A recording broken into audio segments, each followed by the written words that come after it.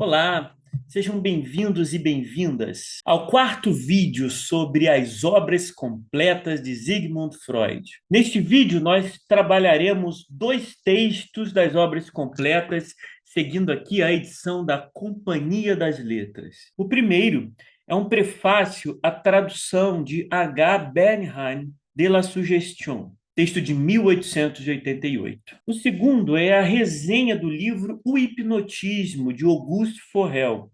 Freud publicou essa resenha em 1889. Então, o grande tema deste vídeo é Freud, o hipnotismo e a sugestão, as raízes pré-psicanalíticas. Em relação ao texto de H. Bernheim, há o prefácio, a tradução deste livro, e há também um apêndice, que é o prefácio à segunda edição alemã do mesmo livro.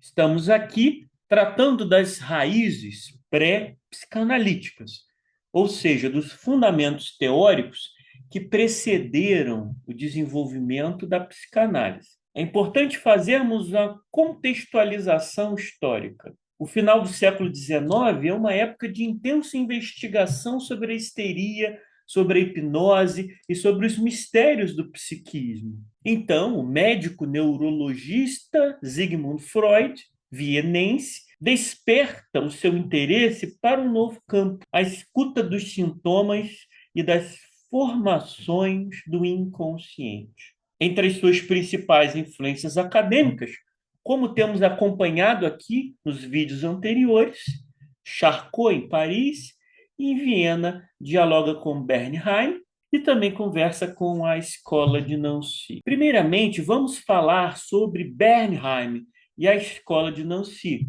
Freud entende que este texto constitui uma excelente introdução ao estudo do hipnotismo. Bernheim defende que a hipnose é apenas um grau de sugestão presente também na vida cotidiana. Veja o que diz o texto freudiano. Neste livro é discutido outra questão que atualmente divide os adeptos do hipnotismo em dois campos opostos.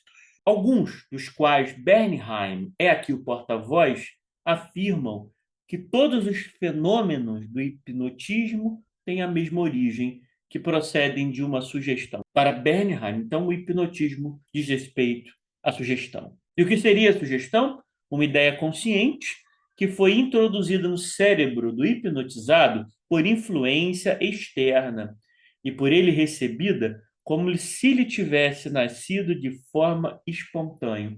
Para Bernheim, então, gente, por conseguinte, todas as manifestações do hipnotismo seriam fenômenos psíquicos efeitos de sugestões.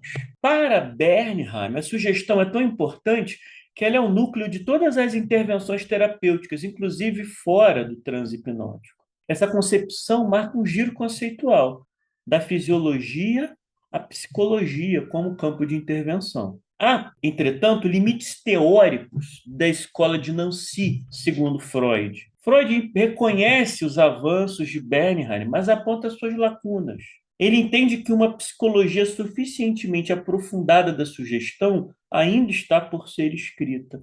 Há também uma crítica à naturalização do fenômeno. Freud diz que não se investiga porque certas pessoas são mais sugestionáveis que outras. Então, para Freud, é preciso ir além da descrição fenomenológica e construir uma teoria do sujeito. Em seu texto, Freud afirma que toda pesquisa futura sobre histeria e hipnotismo, aliás, a questão da histeria acaba por inviabilizar a ideia da sugestão, ele dirá então que toda pesquisa futura buscará excluir de modo mais consciente o elemento da sugestão. Mas os pontos principais da sintomatologia histérica estão livres da suspeita de se originar da sugestão do médico.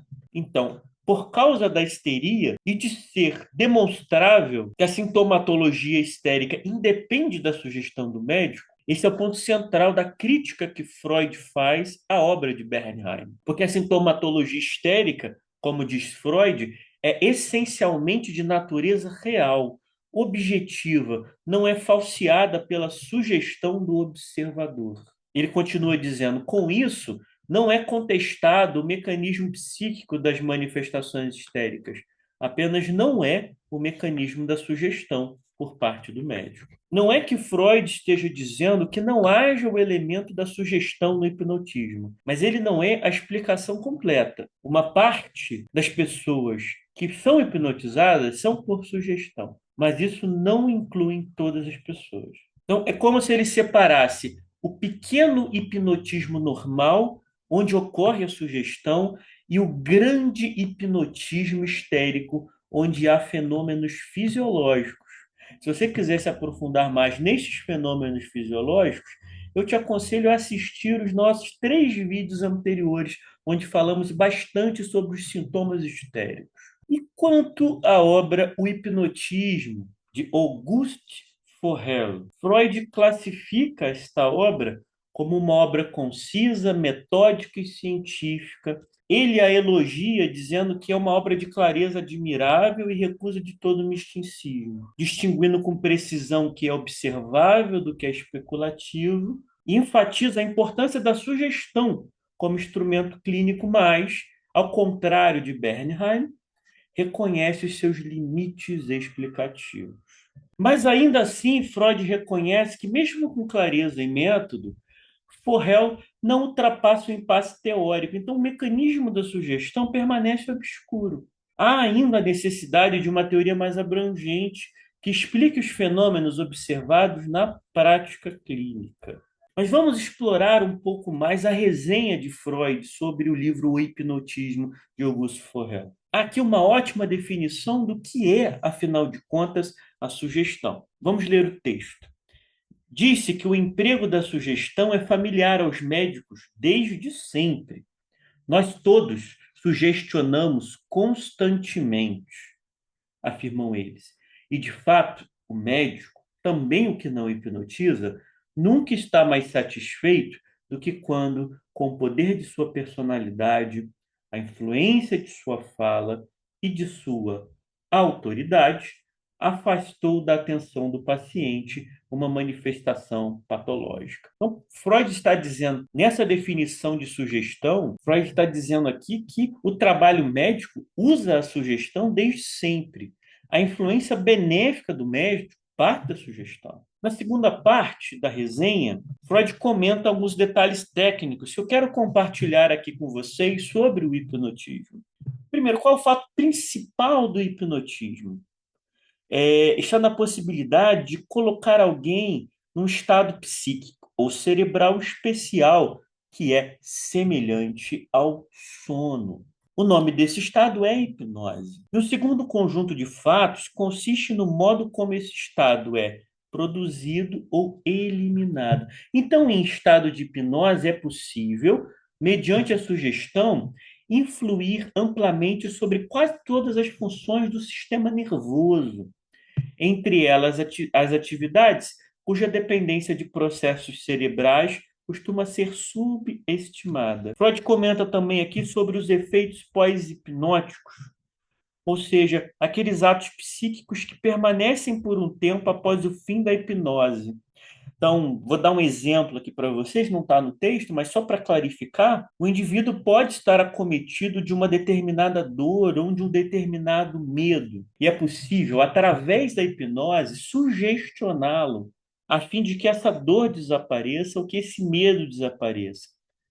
Então, quando encerrado o processo hipnótico, o chamado efeito pós-hipnótico é que aquele alívio específico para aquele sintoma permanecerá por algum tempo. Mas a questão que logo vai angustiar Freud e que será fundamental para o advento da psicanálise é que estes efeitos próprios da sugestão são temporários e assim o são porque não chegam às raízes dos sintomas. Dizendo de outra forma, a hipnose resolve temporariamente o sintoma, mas ele volta. Para explicar os fenômenos hipnóticos, foram formuladas 3 teorias. A mais antiga delas é a teoria mesmerista, ou de Mesmer, Franz Anton Mesmer, um médico alemão que viveu entre 1734 e 1815, que estudou e clinicou em Viena, mas depois se mudou para Paris. Ele dizia que a hipnose acontecia pelo que ele chamava de magnetismo, um fluido que passa do corpo do hipnotizador para o do hipnotizado. É claro que essa teoria foi abandonada por ser absurda. A segunda teoria é a teoria somática. Ela vê na hipnose um estado fisiologicamente alterado do sistema nervoso produzido por estímulos externos.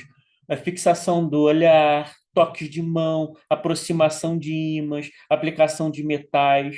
Essa teoria afirma, contudo, que esses efeitos só são possíveis quando há certa disposição do sistema nervoso.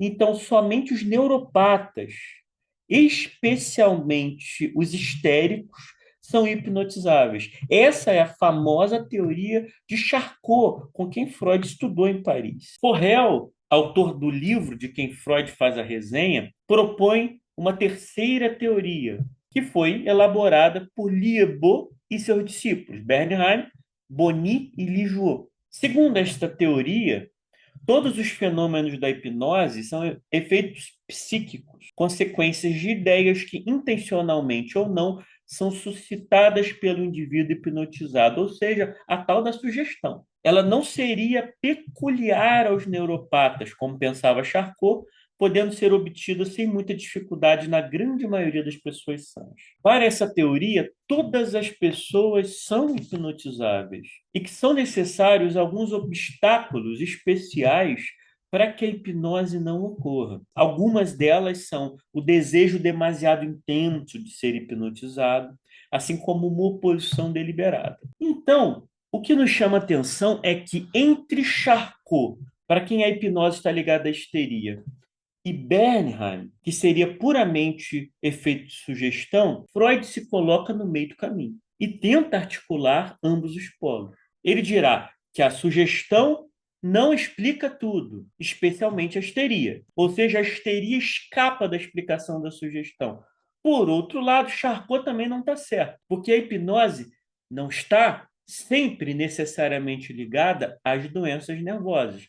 O indivíduo, entre aspas, normal, também seria hipnotizável, não somente o neuropata histérico. É muito interessante quando nós pensamos no fato de que a sugestão é uma espécie de antecessora da transferência. A sugestão no hipnotismo é uma imposição do saber do terapeuta. Freud percebe que essa assimetria revela algo fundamental, que o paciente reage não apenas à técnica, mas ao vínculo com o terapeuta. Este é o germe da transferência. Ou seja, o que cura não é o transe, mas a cena intersubjetiva que ele inaugura.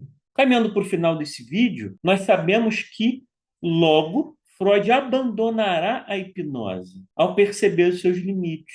A psicanálise nasce não da sugestão, mas da escuta, e a partir do desvelamento do inconsciente, pela fala do analisante. Bem, pessoal, este foi o nosso quarto vídeo sobre as obras completas de Freud. Em nosso próximo encontro, trabalharemos um texto de 1890 chamado Tratamento Psíquico da Alma. Se você gostou, deixe o seu like, siga o canal, ative o sininho, curta, compartilhe este vídeo. Um forte abraço, saudações de Caronte.